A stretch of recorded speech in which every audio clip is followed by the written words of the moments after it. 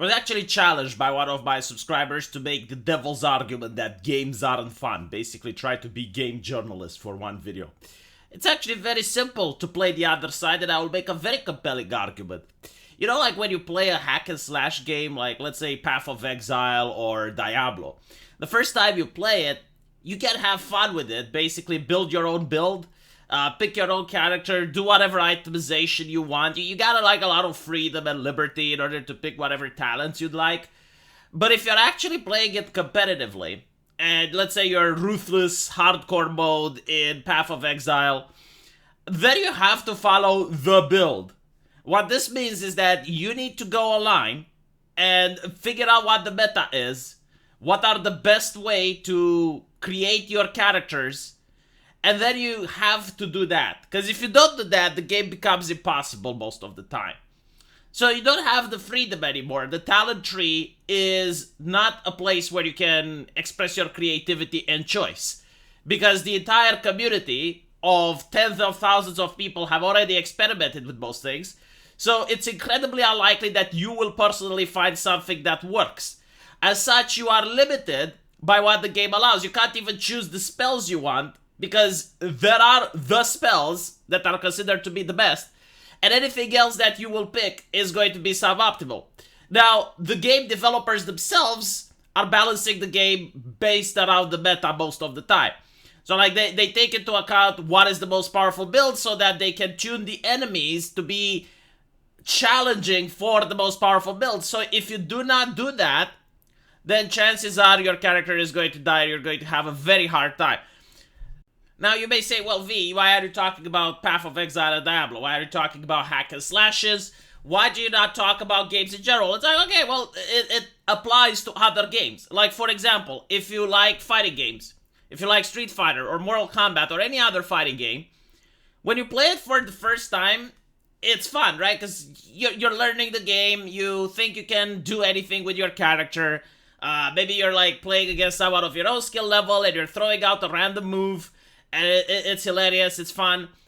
But when you actually know how to play the game and you understand the frame data and you know, okay, well, this move is +1 on block, this is a frame trap, this is how you're supposed to be playing, the game becomes very flowcharted to a certain extent. It's like, alright, so I did minion kick with Cammy, that's -2 on block, I lost my turn, now I need to wait for the opponent to do his thing. The combos are very well defined, like you have your bread and butters, you know what you're supposed to do. There's very little room for creativity. So you have to play the game in a certain way, while in a fighting game that's well balanced, you may have different choices of characters that you can pick. You can't really do what you want. Like, once the game reaches a certain level, once you get to Diamond, then you kind of know what you're supposed to do with that character, and creativity is gone out the window. If you want another example, trading card games are the perfect ones. Like, when I was a kid, and I was playing trading card games, it was really fun to build your own deck. Like, part of the magic was to use your own intellect in figuring out how to get 40 cards in a deck that make sense and synergize with each other.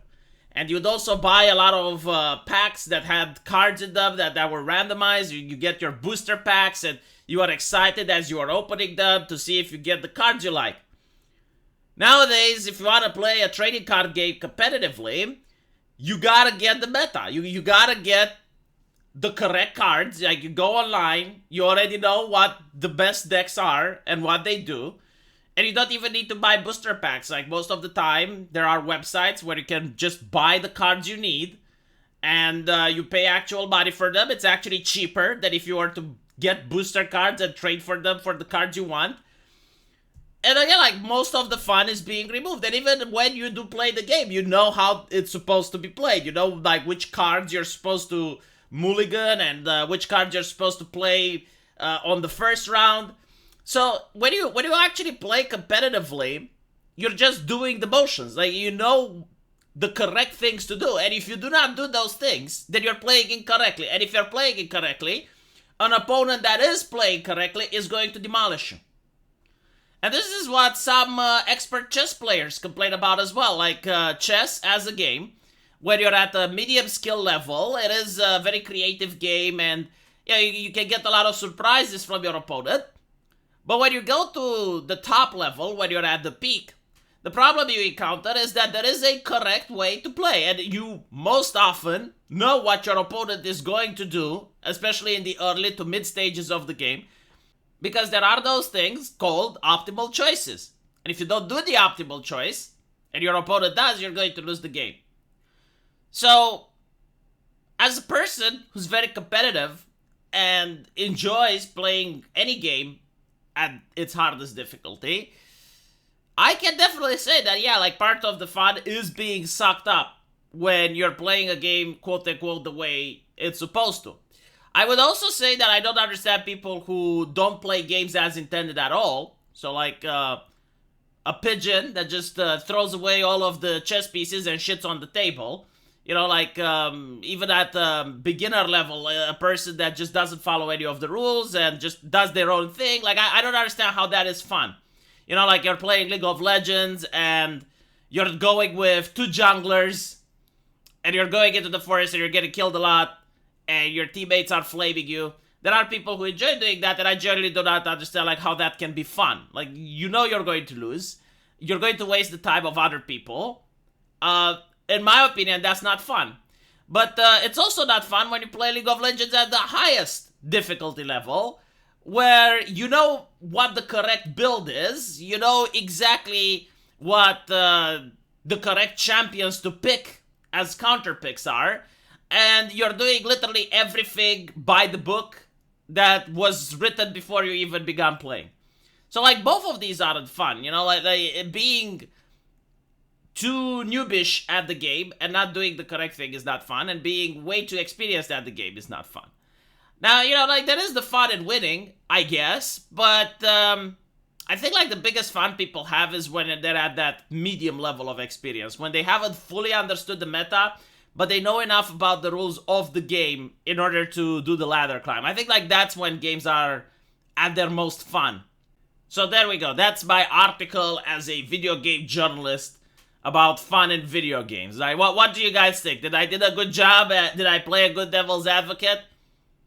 No, but unironically, see, when you write a think piece or something like that, it needs to have, like, some truth in it. Like, you need to have your own personal beliefs in it, and it needs to be grounded in some reality. I don't believe what I said, by the way. Like, games, if you play them correctly at a very competitive level, the fun that you find in them while you learn to play the game is gone. And I do think, like, most of the reason for it is not the games itself, it's not the community, it's the technology. Because back in the old day, when, let's say, you wanted to play a fighting game, you would go to the arcade store in your town, and you would only be limited to the knowledge that the other people at the arcade store had, and it was usually very limited. Like, the one in my country, most people probably just knew how to do the basic inputs, and maybe they knew one or two combos. But, like, I never heard anyone discussing frame data. I never heard anyone talk about neutral and other things, right? Like, in order to, like, learn, you'd probably have to be a traveler to go from arcade store to arcade store in different towns and, you know, like, learn what those people have discovered.